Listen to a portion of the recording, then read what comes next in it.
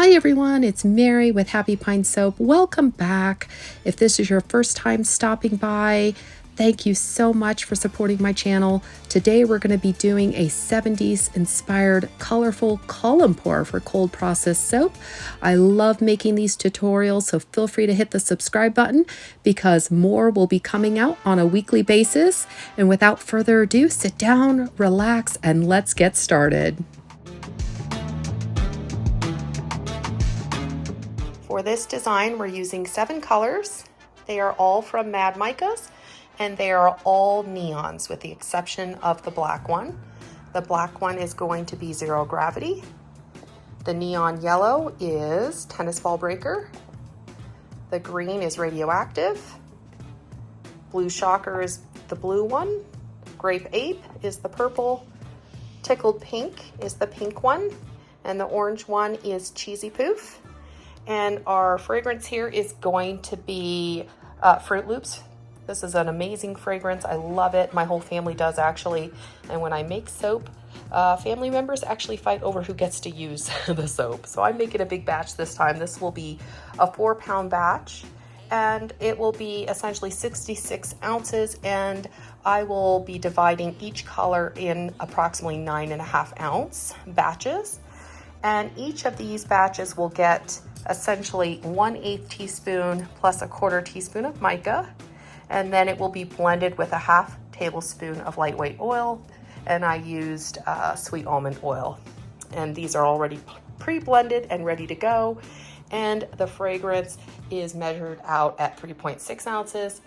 This is skin safe for 5.6% basically on the fragrance calculator on the website. To create the column pour, I essentially took the bottom of a soda pop bottle and cut it. And my husband helped by attaching the heavy weights that you see inside here. That's to hopefully prevent it from kind of moving around when it's inside of the soap mold as you're pouring. This design idea, I saw Tree Marie Soapworks. She's another amazing, fabulous soaper on YouTube. I highly recommend her videos. She showed a similar design. That's where I got my idea from. And I actually tried this already before, but I didn't put a video up on YouTube because it really didn't work the first time. So I'm crossing fingers that it will work this time, especially with the added weight so that this doesn't move around. And I changed my batter up, so hopefully it's more fluid as well. And we will just have to kind of see, won't we? Hopefully it's successful this time. All right, our oils are about 101 degrees roughly, 102. And our lye solution is about 84 degrees. Go ahead and pour your lye solution over a spatula to reduce air bubbles.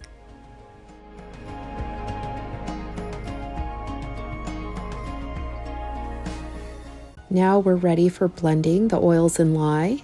I like to burp my stick blender to also prevent more air being incorporated into the soap batter.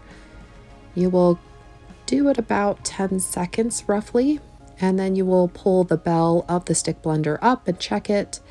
I like to see if there's any separation going on the bell. If you wait about 10 seconds, you can actually see some of the oils separating from the lye solution roughly. And if that's the case, you want to go ahead and blend it for another 10 seconds, which is what I like to do here. And by the time I was done doing that, it had reached a nice emulsion with no more separation.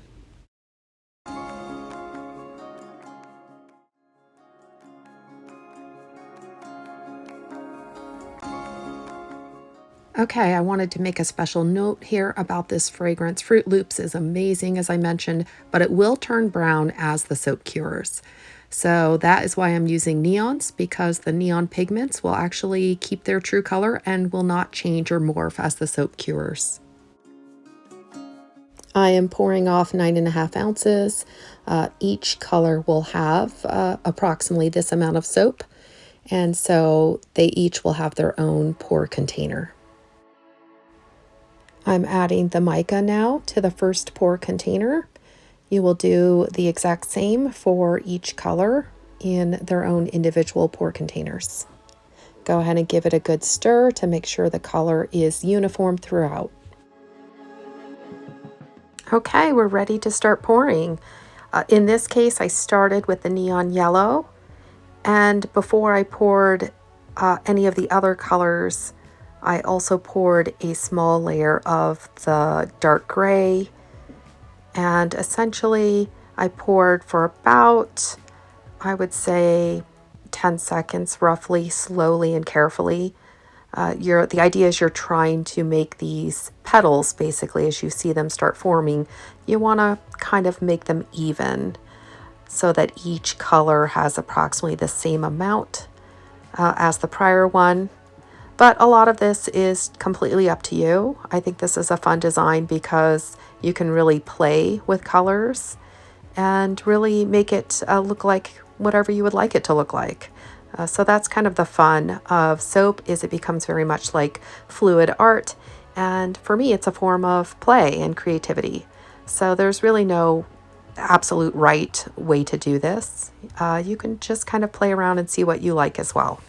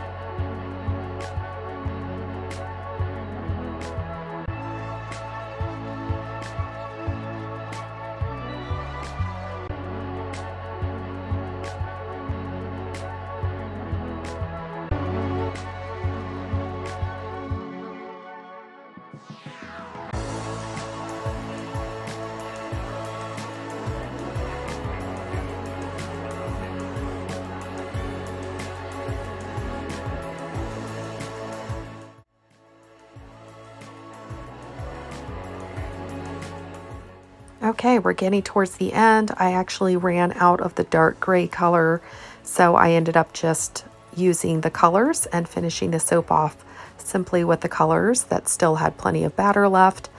This soap design takes quite a bit of time. I think it took me at least 16 minutes to pour all of this.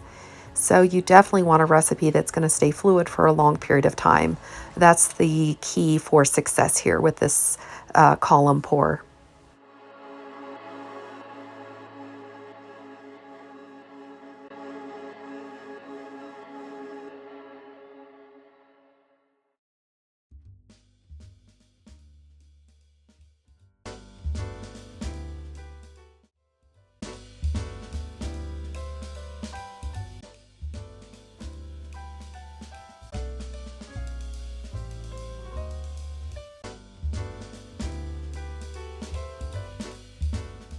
Make sure to save a little bit of batter in each color because you will need it to essentially pour the middle part of the flower, which you'll see as I pull up the soda pop bottle. There's essentially not very pretty. It's not very pretty in the middle. So what you end up doing is using the remaining color in the pour container and essentially making a little miniature design right here in the middle simply by pouring one color carefully over the top of another.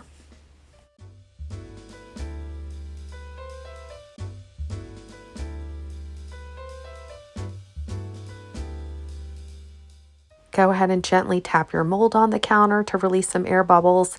And then what you see me doing here is gently popping any air bubbles I see in the surface with this tool that's from Brambleberry. And now we will start our design. You essentially pull from the edges to the center and carefully pull up your chopstick or your wooden dowel or whatever tool you're using. You will pull it straight up out of the center.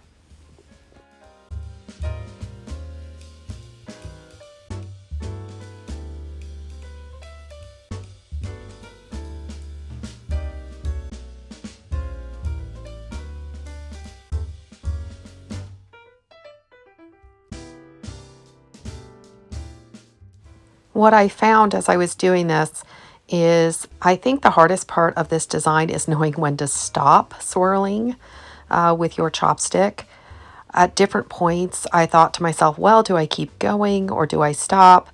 And I think I probably overworked this design overall, but I still like the end result. But I think if I were to do it again, I would use a lot less swirling and I'd be mindful of kind of, okay, do I like the design now?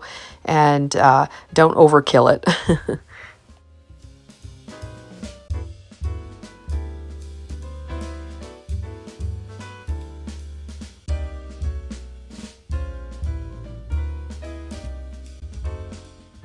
All right, what you see me doing here is essentially adding a little extra of the neon yellow in the middle. I ended up not liking the middle. Again, I think I overworked the design. So what I was trying to do was make it look pretty again with some additional soap and some additional swirling just really at the surface with my tool from Brambleberry.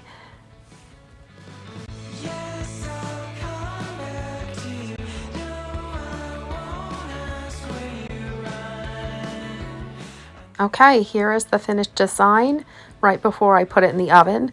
I like to oven process my soap, which basically is putting your soap in a warmed oven, in this case the lowest temperature at 170 degrees. You will then turn off the oven, go ahead and put your soap in, and then you can turn the oven light on. And I left my soap in the oven for 3 hours before taking it out and letting it cool.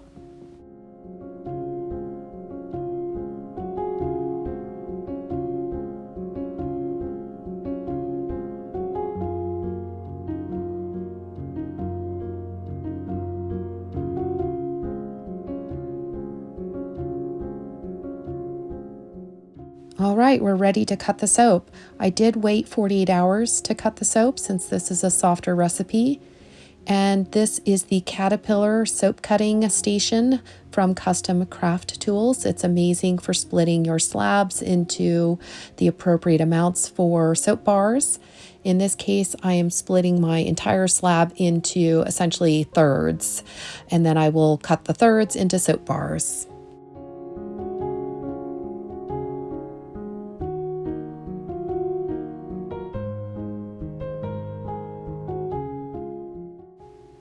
Now I'm cutting the second part of the slab into the last 1/3. So this is the second part and the last part of the main part of the slab. And now I'm cutting the 1/3 portions into actual bars.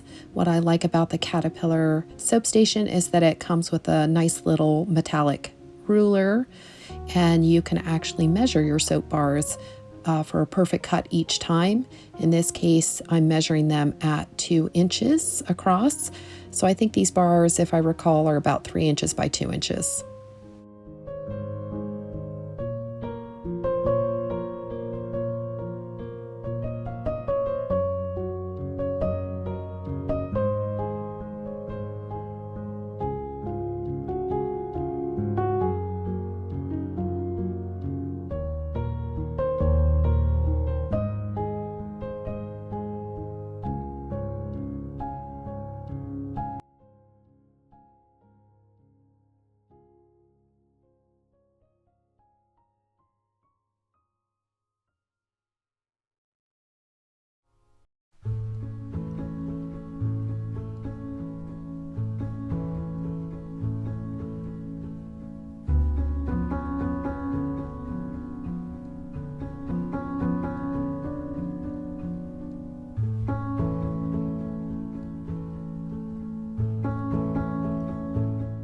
So these bars did develop a light layer of soda ash on top.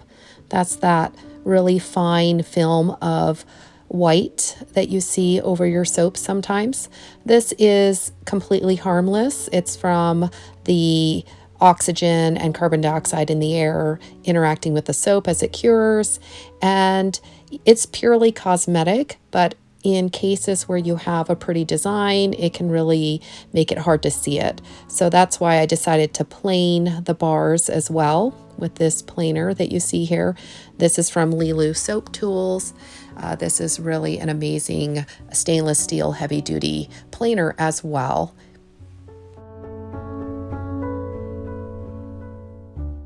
I also like to bevel the edges. Now I do have a beveler from Lilu Soap Tools as well, but quite frankly the soap is way too soft to slide it along a beveler, so that's why I prefer to use this simple vegetable peeler that you can get at IKEA.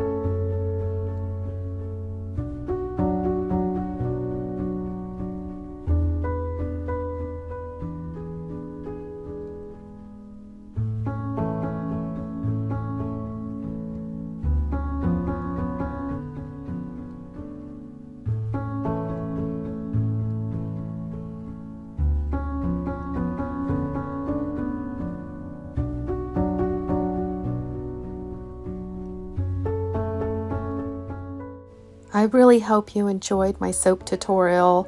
I love this design. It actually turned out pretty well despite me overworking the design. Each bar is so unique and such a work of art. And even the bottoms I really enjoyed after planing them. So again, I hope you enjoyed. If you would like more soapy tutorials, please support my channel by liking the videos or dropping a comment.